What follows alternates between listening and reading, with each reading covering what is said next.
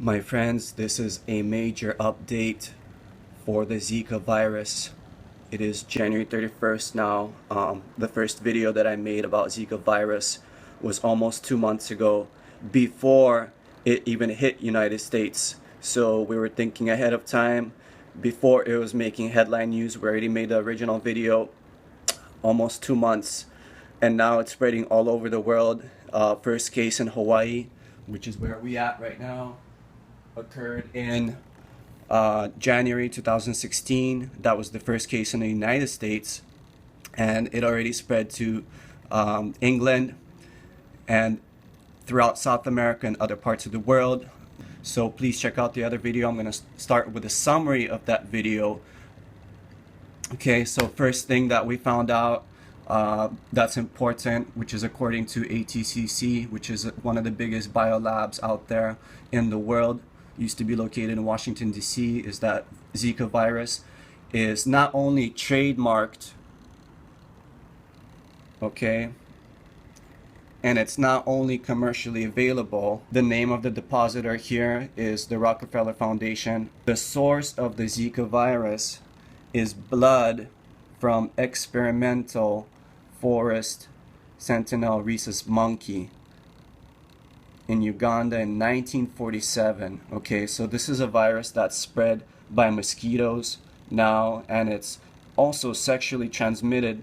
This is something that the news won't tell you. In French Polynesia, I believe in 2014, when there was an outbreak, it did cause Guillain-Barre syndrome, which is if you get infected with that bite, Guillain-Barre syndrome, your immune system attacks your own nervous system, and the person becomes a vegetable for the rest of their life. They become crippled, they cannot move. So think about that. This is what a rhesus monkey looks like.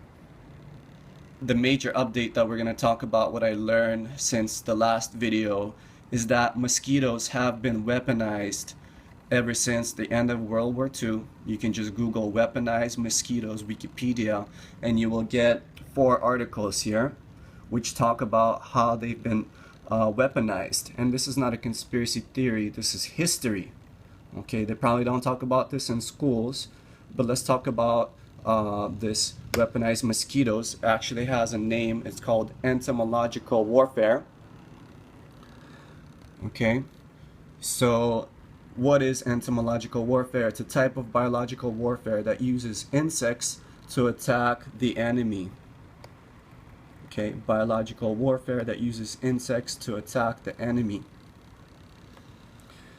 And as you can see, United States is not the only country that carried out these experiments of entomological warfare, weaponizing insects.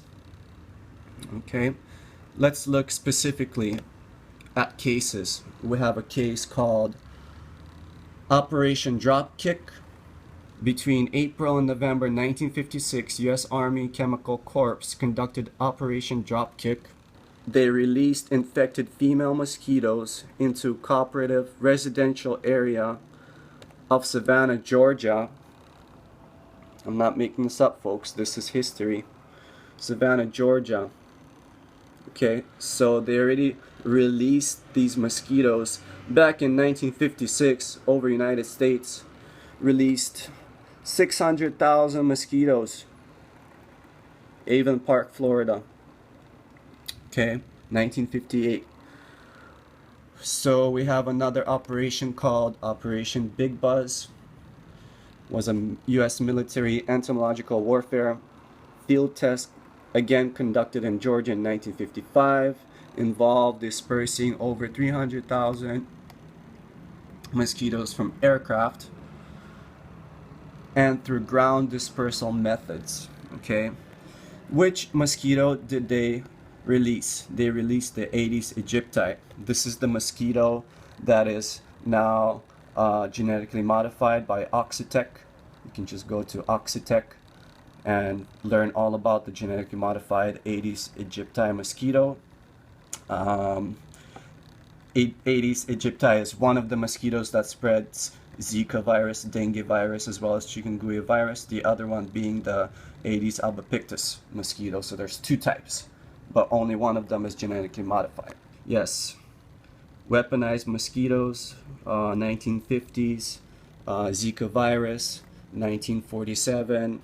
So you can put the pieces of the puzzle together. What else did we learn recently is that in 2015, these genetically modified mosquitoes were released in Brazil. This is the place where they were released, the Aedes aegypti, genetically modified mosquitoes. And we can compare. This is the map of the Zika virus cases. So as you can see, the place where the genetically modified mosquitoes were released is the epicenter of the Zika virus outbreak. Think about that. This is Oxitec. This is the company that creates genetically modified mosquitoes. Aedes aegypti being the one. Okay. So what I have to say is that since Zika virus is spread by at least 2 mosquitoes, and only one of them is genetically modified that supposedly kills the dengue fever or whatever, it's not effective. And as a matter of fact, it looks like there's a correlation between the GMO mosquito release and the Zika virus outbreak in Brazil. So if the government or whoever comes and to your town and they try to persuade people to release genetically modified mosquitoes, please don't let them do that. You know, just considering everything mentioned in this video about weaponizing mosquitoes and about genetically modified mosquitoes not being effective.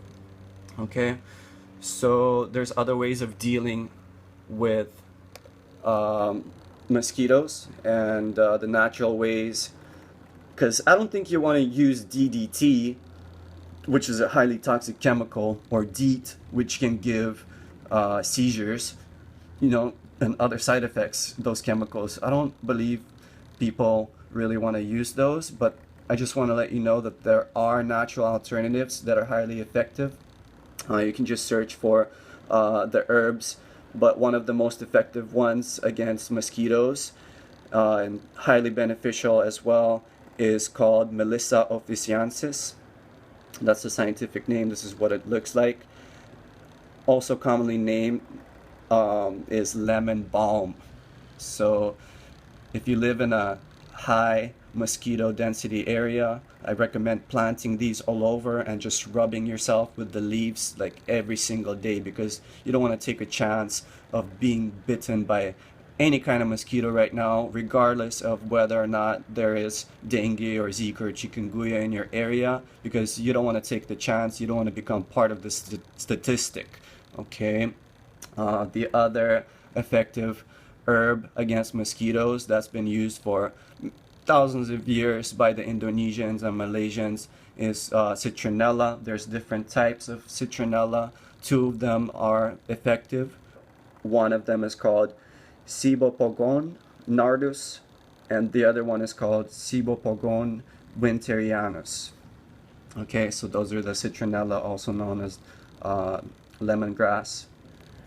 Something for people, you know, to think about if you're into blood types. Don't reveal your blood type, especially to the government, whatever. If it's free, doesn't matter. You know, you want to keep that information private.